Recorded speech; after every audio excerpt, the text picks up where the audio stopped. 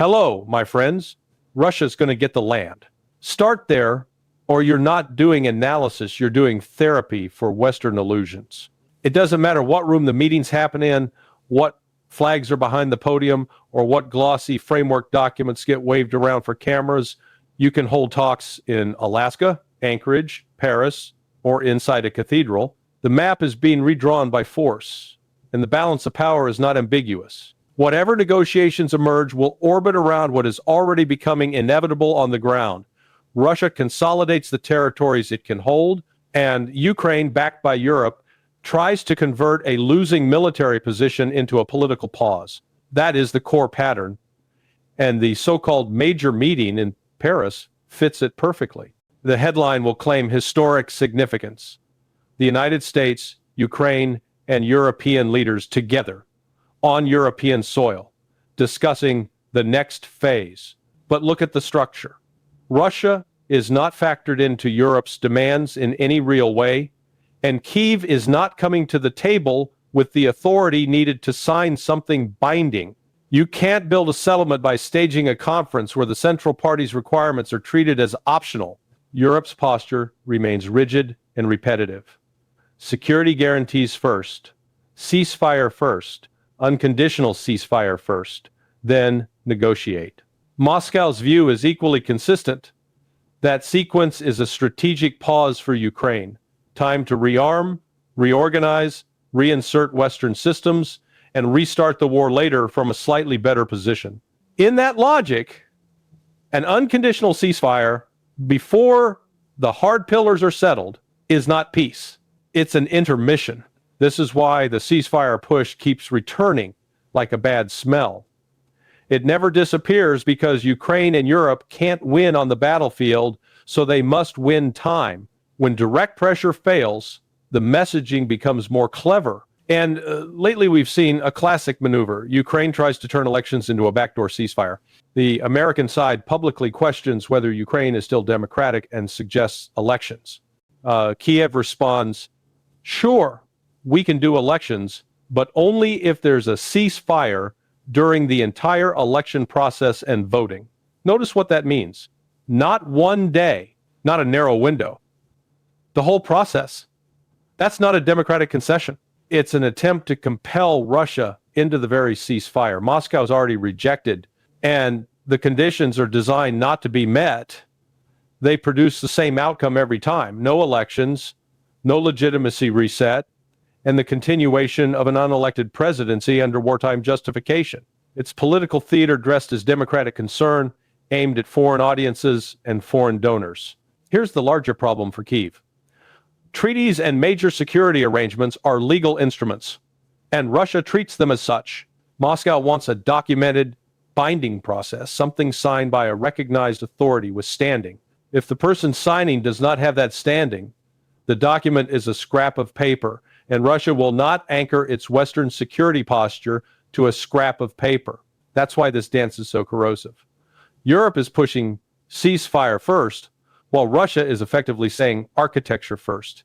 And Kyiv cannot credibly sign architecture. These objectives collide. They do not converge. Meanwhile, Western discussions keep recycling fantasies, land swaps, buffer zones, free economic zones, demilitarized strips. As if territory is a bargaining chip Russia must trade away to prove its sincerity. But Russia has no incentive to barter what it is taking at battlefield cost. If you're winning a war of attrition, you don't negotiate like you're losing. The West's problem is compounded by who is being tasked with negotiations. Too much of the process looks like business cosplay. Deal makers, investors, financiers, people fluent in contracts and leverage, but not in security architecture between nuclear powers. When the conflict is treated as a property dispute rather than a strategic confrontation, the output is predictable. Talking points that don't fit Moscow's framework and don't survive contact with reality. That business angle also explains the constant gravitational pull toward reconstruction, mineral access, and investment return. Western capital went into Ukraine expecting a payout. Land, resources, influence, a long runway of privatization, and market reform. But the high-performing assets, the industrial base and strategic terrain are overwhelmingly in the east, the very areas Russia is consolidating. The west of Ukraine offers prospects, but prospects require massive investment and time. Return on investment is slow, uncertain, and increasingly hostage to the battlefield. So the same actors who hope to harvest post-war gains now pressure governments to keep the proxy war running long enough to salvage something. If you want to understand why certain narratives never die, why the war is marketed as morally urgent, endlessly winnable, always one funding package away, follow the incentives, the moral vocabulary is cover. The financial logic is the engine, and while the Western press fixates on conferences and slogans, Ukraine's internal rot keeps surfacing. Corruption scandals erupt around top figures, and the political center shakes. This matters not as gossip, but because it accelerates the unraveling of the leadership model that the West itself built. The bitter irony is that the greatest propaganda asset of the entire Ukraine project, the carefully crafted wartime persona, the media management, the heroic branding, has become the greatest liability. When a conflict needs to be wound down, the man marketed as the symbol of national resistance becomes the obstacle to settlement. Too compromised, too politically trapped, too legally questionable, too invested in survival by war. And still, the public performance continues. European leaders line up for group photos. The rhetoric stays inflated. The choreography suggests control. But behind the scenes, the contradictions multiply. One day you hear ambitious 20-point visions, buffer zones, economic corridors, withdrawals. Then the next day officials walk it back. Nothing is agreed, it's all theoretical. That whiplash isn't diplomacy, it's disarray. Russia's message, in contrast, remains blunt.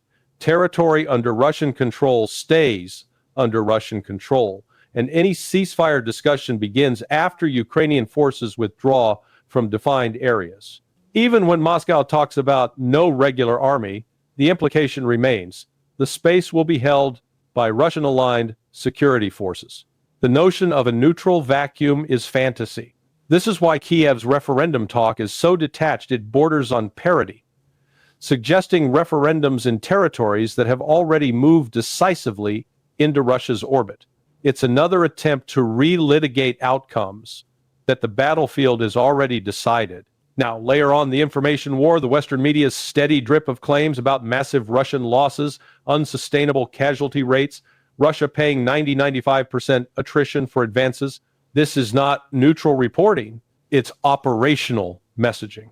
Why does it matter so much? Because casualty narratives define the moral framework that keeps the war saleable. If Western publics believe Russia is being bled at catastrophic rates while Ukraine holds firm, then continuing the war looks rational, even virtuous. Politicians can fund it, expand it, and posture about escalation. Media outlets can demand resolve without admitting they are underwriting a demographic and economic disaster for Ukraine. But the logic breaks when examined. If Russia were truly losing at the rates claimed, the territorial trend and battlefield tempo would not look the way they do. The claims exist because the West needs them to exist. A parallel delusion is the idea that money alone can change the war's trajectory. You hear this in talk about confiscating Russian frozen reserves, rerouting them to Ukraine, and changing the whole calculus. But wars are not won by spreadsheets. Wars are won by men, logistics, industrial depth, and the ability to replace losses. Ukraine's manpower reality is the immovable object. You cannot cash transfer your way out of demographic depletion. So even if billions are seized and spent, what happens? It stretches the timeline, adds debt, deepens dependency, and raises the risk of escalation without changing the end state that the battlefield is already trending toward. This is also why Kiev's sudden tactical counterattacks, like the recent push around Kupiansk, should be understood as PR operations timed to diplomatic moments. Ukraine can still mount sharp local actions by concentrating reserves, but concentration is not sustainability. We've seen this pattern repeatedly. A dramatic thrust, Western headlines, heroic footage, followed by rollback, encirclement pressure, and heavier Ukrainian losses than the public is told. A temporary pushback becomes a media product.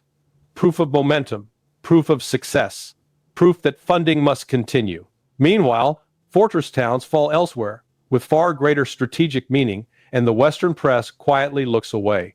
And all of this feeds into Europe's most dangerous habit, fetishizing the imagery of World War I and World War II while ignoring the nuclear reality that makes those analogies suicidal. When NATO leadership tells Europeans to prepare for the skills of war their grandparents endured, they are selling a myth that a great power clash on the continent can be fought as a conventional contest. That is fantasy. You don't mobilize like 1,940 against the largest nuclear power on Earth and expect history to repeat itself politely. The moment NATO and Russia become direct belligerents, escalation pressure becomes extreme. There is no guarantee the war stays conventional. In fact, it is far more rational to assume the opposite. So what is Europe doing when it frames Russia as coming for us, insists a bigger buildup is the only path to peace, and talks itself into inevitability? It is recreating the psychological conditions that precede catastrophe, inevitability narratives, entangling alliances, rhetorical escalation, while lacking the statesmanship that once managed such dangers. The bitter truth is that Europe's leadership class appears unmoored. Low domestic approval, economic stagnation, energy strain, industrial erosion, and yet ambitious militarization talk that the public does not meaningfully demand. If they try to fund major force expansion at 3%, 5% of GDP while their economies wobble, the political backlash is predictable. And desperate leaderships make reckless choices, especially when they need to save face after a sunk cost debacle. That's where the nuclear issue becomes terrifyingly relevant if voices inside Ukraine or aligned European circles begin floating nuclear guarantees, or if there is even the perception that nuclear materials or capabilities are being inserted into the Ukrainian theater. Russia will treat it as an existential threat. And existential threat logic is not patient logic. It is preemption logic. This is the edge the West keeps walking toward while pretending it's just deterrence. That's the didn't. That's the didn't. Are. So what does serious leadership look like here? It looks like ending the cosplay. It looks like admitting the war cannot be reverse engineered into a Western victory by money, press releases, frozen asset seizures, or staged conferences. It looks like confronting Europe with the limits of its power, the risks of its rhetoric, and the reality that Russia's security architecture demands not Western moral branding or the foundation of any durable settlement. If that doesn't happen, the war drags on, Ukraine loses more territory, and Europe bleeds economically, and the risk of escalation remains on the table every day. That is not strategy. That is drift. And drift is how Europe sleepwalks into disasters. Russia is going to get the land. The only open question is how much additional destruction the West is willing to bankroll and how close it is willing to move the world toward a nuclear threshold before it finally accepts that reality and negotiates from it. And this is the conclusion many in the West still refuse to confront because it is too uncomfortable to say aloud, this war will not end with a cinematic reversal. It will end with an acknowledgement, delayed, reluctant, and costly, that the balance of power has shifted, that conference tables and framework documents cannot override battlefield reality, and that slogans cannot substitute for strategy. Russia does not stop because it is persuaded by rhetoric. It stops when its security architecture is locked in on terms it accepts, and when the opposing side no longer has the capacity to sustain war as a long-term project. Ukraine, in its current condition, lacks both the resources and the political legitimacy required to sign a binding settlement of historic scale. As long as that contradiction remains unresolved, every call for a ceasefire first is nothing more than a pause sought by the weaker side, not a path to peace.